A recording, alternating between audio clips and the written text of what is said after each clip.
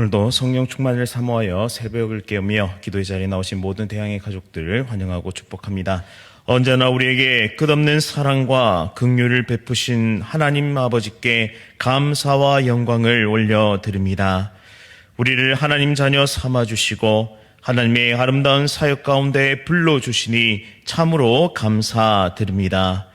기도의 자리를 귀하게 여기며 하나님 나라의 역사를 보고 맛보며 누리는 복된 백성 되게 하옵소서. 연약한 지체를 위해, 사랑하는 교회를 위해, 그리고 나라와 민족과 열방을 위해 기도하는 모든 기도 소리를 들으시고 응답하여 주옵소서. 먼저 그의 나라와 그의 뜻을 구하는 귀한 성도 되게 하시어 하나님께 영광 돌리는 모든 삶 살게 하여 주옵소서. 오늘은 일본 식민 통치에 항거하는 독립선언서를 발표하여 대한민국의 독립의서와 정신을 세계 만방에 알린 날을 기념하는 3.1절입니다. 하나님께서 맡기신 대한민국을 사랑하며 나라와 조국교회를 살리기 위해 생명 바쳐 헌신하였던 신앙의 선배들을 기억하게 하옵소서. 우는 자와 함께 울었고 슬퍼하는 자들의 진정한 친구가 되었던 외국인 선교사들을 기억하게 하옵소서.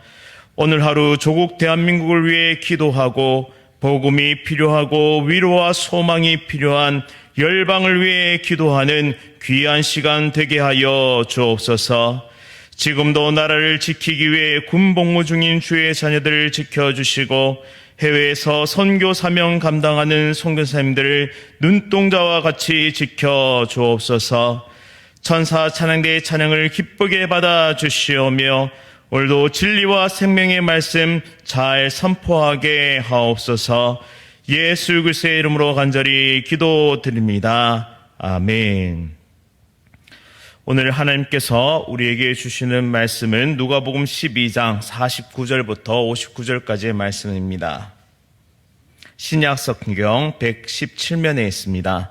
누가복음 12장 49절에서 59절까지의 말씀 한 절씩 교독하실 때 살아계신 하나님의 음성 들으시기 바랍니다. 내가 불을 땅에 던지러 왔노니 이 불이 이미 붙었으면 내가 무엇을 원하리요? 나는 받을 세례가 있으니 그것이 이루어지기까지 나의 답답함이 어떠하겠느냐? 내가 세상에 화평을 주려고 온 줄로 아느냐? 내가 너희에게 이르노니 아니라 도리어 분쟁하게 하려 함이로라. 이후부터 한 집에 5사람이 있어 분쟁하되 셋이 둘과 둘이 셋과 하리니 아버지가 아들과 아들이 아버지와 어머니가 딸과 딸이 어머니와 시어머니가 며느리와 며느리가 시어머니와 분쟁하리라 하시니라. 또 무리에게 이르시되 너희가 구름이 서쪽에서 이는 것을 보면 곧 말하기를 소나기가 오리라 하나니 과연 그러하고 남풍이 부는 것을 보면 말하기를 심히 더우리라 하나니 과연 그러하니라. 외식하는 자여 너희가 천지의 기상은 분간할 줄 알면서 어찌 이 시대는 분간하지 못하느냐? 또 어찌하여 옳은 것을 스스로 판단하지 아니하느냐? 내가 너를 고발하는 자와 함께 법관에게 갈 때에 길에서 화해하기를 힘쓰라. 그가 너를 재판장에게 끌어가고 재판장이 너를 옥졸에게 넘겨주어 옥졸이 옥에 가둘까 염려라. 다 함께 읽겠습니다. 내가 이르노니 한 푼이라도 남김없이 갚지 아니하고서는 결코 거기서 나오지 못하리라 하시니라. 아멘. 심판날이 올 줄 몰랐으니까, 심판날이 올 줄 몰랐으니까 라는 제목으로 말씀을 선포하도록 하겠습니다. 오늘은 민족대표 33인이 일제강점기 식민 통치에 반대하면서 독립선언서를 발표한 날을 기념하는 3.1절입니다. 서슬퍼런 일제 치하에서 수많은 대한의 사람들이 고통받았습니다. 캄캄한 어둠이 짙게 내린 이 땅을 위해서 목숨 바쳐 헌신하였던 수많은 사람들이 있었는데요. 그들의 마음속에는 한 가지 확신이 있었습니다. 그것은 바로 지금은 빛이 보이지 않아도 반드시 빛을 되찾는 날이 온다는 사실입니다. 빛광자, 회복할 복자, 즉 광복을 그들은 확신했고 해방의 날을 그들은 기다렸습니다. 나의 작은 몸부림이 거대한 일본 제국주의를 무너뜨릴 수는 없겠지만 또 다른 나의 형제와 자매들이 더 큰 몸부림으로 일어날 것을 그들은 믿었습니다. 공의와 정의의 하나님께서 반드시 이 땅을 회복시키실 것을 그들은 믿음으로 고백하며 기도하였습니다.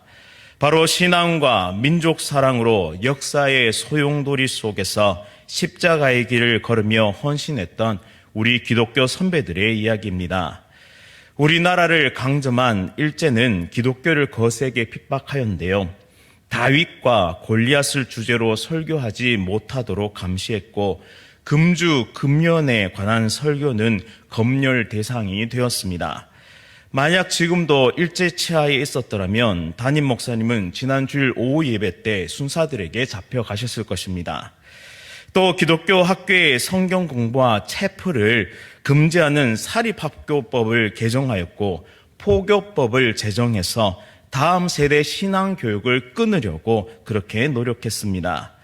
하지만 모세, 삼손, 다윗, 다니엘의 말씀을 통해 당시 신앙의 선배님들은 이스라엘 민족의 고난의 역사를 알고 있었고 그 모습과 우리나라의 모습을 비추어 보았습니다.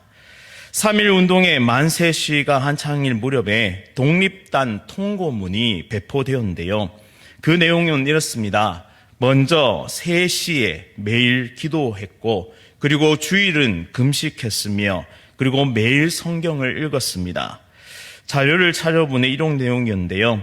월요일은 이사야 10장, 이스라엘을 멸망시킨 아시리에 대한 하나님의 징벌, 화요일은 예레미야 12장, 유다가 멸망한 원인에 대한 설명, 수요일 신명기 28장, 이스라엘 백성이 다른 민족에게 침략받아 고통받게 되리라는 예언, 목요일은 야고보서 5장, 고난당하는 기독교인들에게 기도와 인내를 권면, 금요일은 이사야 59장, 죄 지은 백성이 회개할 때 하나님께서 구원해 주시겠다는 예언, 토요일은 로마서 8장, 성경이 주시는 생명, 장차 나타날 영광에 비하면 지금 우리가 겪고 있는 고통은 아무것도 아니라는 사실, 이런 주제의 성경을 읽으면서 비폭력 저항 운동을 전개했습니다. 당시 누군가의 눈에는 광복이 보였고 누군가에는 광복이 보이지 않았습니다. 누군가의 삶에는 빛을 향한 몸부림이 있었고 누군가에게는 어둠이 지속되기를 바라는 방관과 협조가 있었습니다. 오늘 본문은 바로 이 두 부류의 사람과 같이 보이지 않는 것을 보는 사람과 그것을 애써 외면하려는 사람과의 갈등이 나타납니다. 예수님이 이 땅에 오신 이유를 무엇이라고 오늘 본문은 말씀하고 있습니까? 49절에 내가 불을 땅에 던지러 왔노니 라고 말씀하십니다. 이어서 50절에 나는 받을 세례가 있으니 그것이 이루어지기까지 나의 답답함이 어떠하겠느냐라고 말씀하시죠. 여기서 불은 심판을, 세례는 고난을 상징합니다. 예수님은 우리를 구원하시기 위해 이 땅에 오셨지만 동시에 악한 자들을 멸하시고 심판하시기 위해 이 땅에 오셨습니다. 즉 빛이 어둠 가운데 비치게 되자 사람들은 구별되기 시작합니다. 구원받은 자와 받지 못한 자, 예수 그리스도를 구세주로 영접하는 자와 핍박하는 자로 극명하게 나눠지는 것입니다. 마치 바위를 들추면 그 속에 있는 벌레들이 빛이 비치자 몸부림을 치는 것처럼 빛이시자 거룩하신 예수님께서 이 땅에 구원의 빛을 비추시자 악한 영들에게 사로잡혀 있는 자들은 몸부림을 치기 시작하는 것입니다. 참된 평화이신 예수님께서 51절 말씀에 뜻밖의 말씀을 하시는데요. 내가 세상에 화평을 주려고 온 줄로 아느냐? 내가 너에게 이르노니 아니라 도리어 분쟁하게 하려 함이로라 라고 말씀하십니다. 샬롬의 예수님께서, 평화의 예수님께서 분쟁하게 하신다니요. 그런데 이 말씀은 심판의 성격을 분명하게 드러내는 대목입니다. 바로 신앙에는 중립지대가 있을 수 없다는 것이죠. 예수님과 욕망을 겸하여 섬길 수가 없습니다. 예수님만이 길이요 진리요 생명이 되십니다.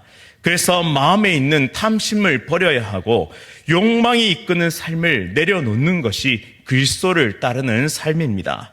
마치 일제강점기에서 독립을 위해 싸우든지 아니면 친일파가 되든지 해야지 독립을 하면서 친일을 동시에 할 수 없는 것입니다. 양쪽에서 모두 박수를 받을 수 없다는 뜻이죠.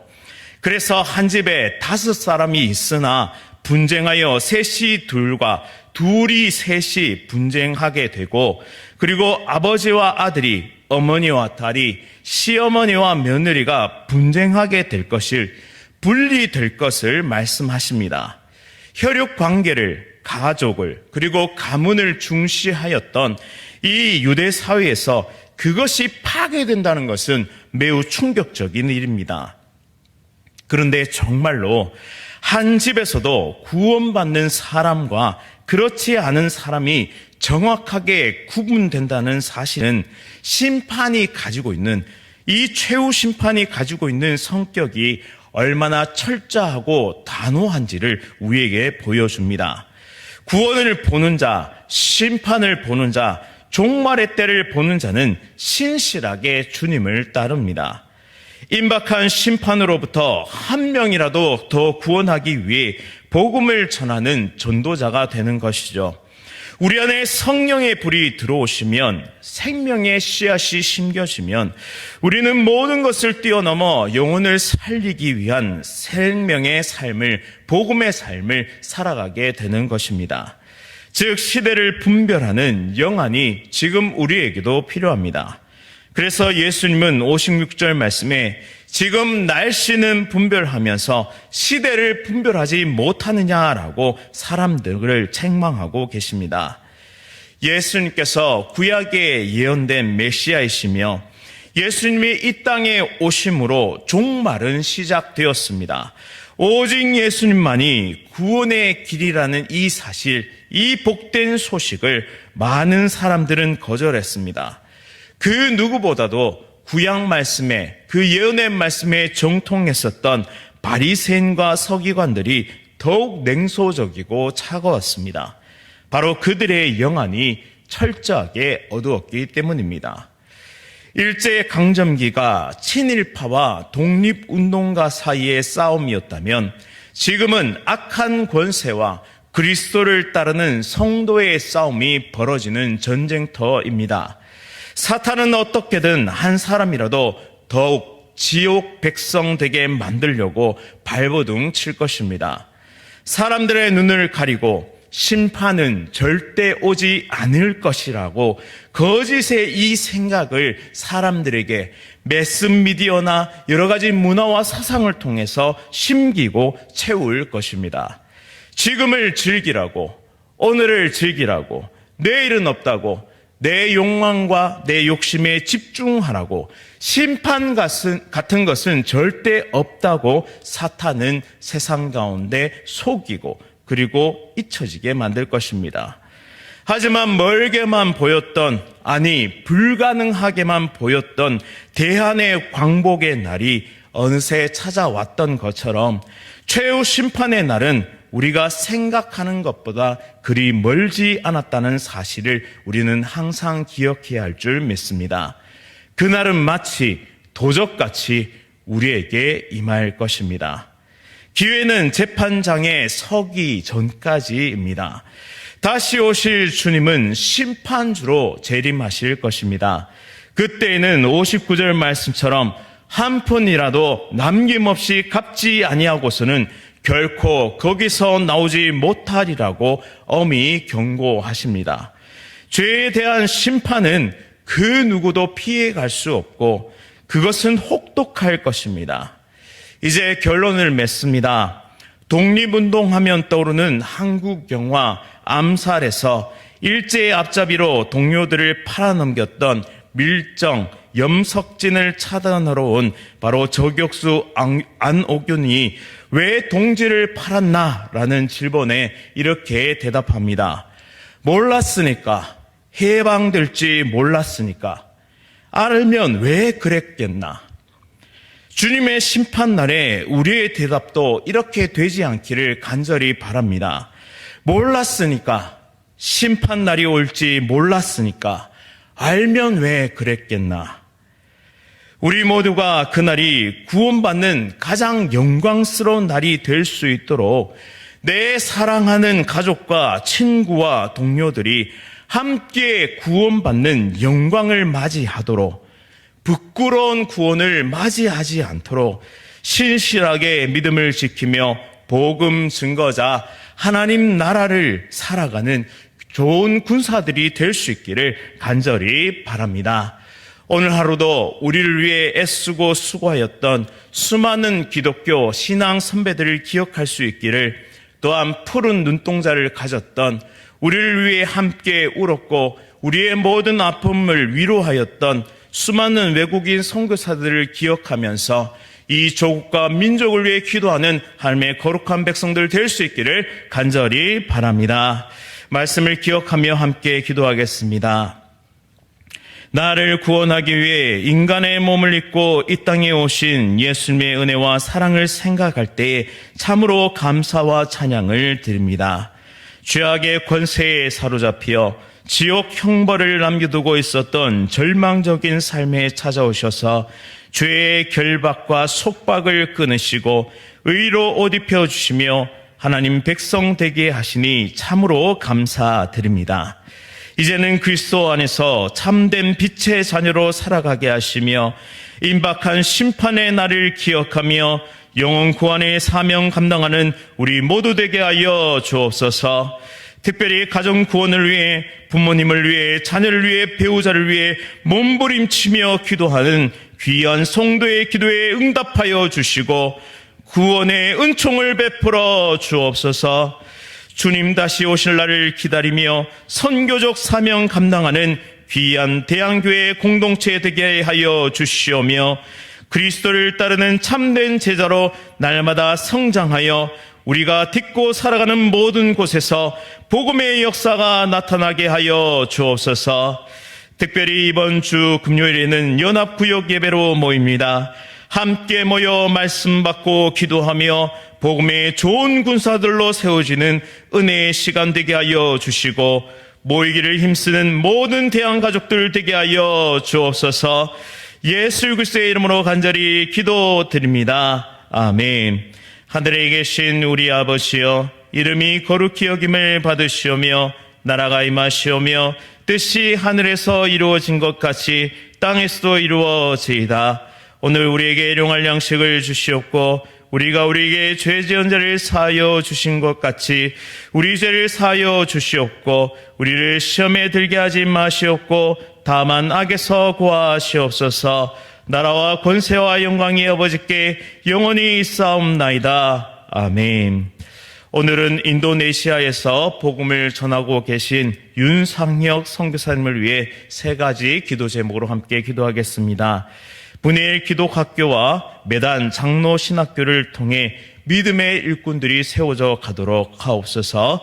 학교에서 가르치는 교사들과 교수들이 가르치는 일에 탁월함을 보일 수 있도록 인도하셔서 또한 학교에 필요한 시설들이 잘 갖춰져 갈 수 있도록 또한 우리 윤상혁 선교사님 인도해 달라고 이 시간 함께 기도하며 나아가겠습니다.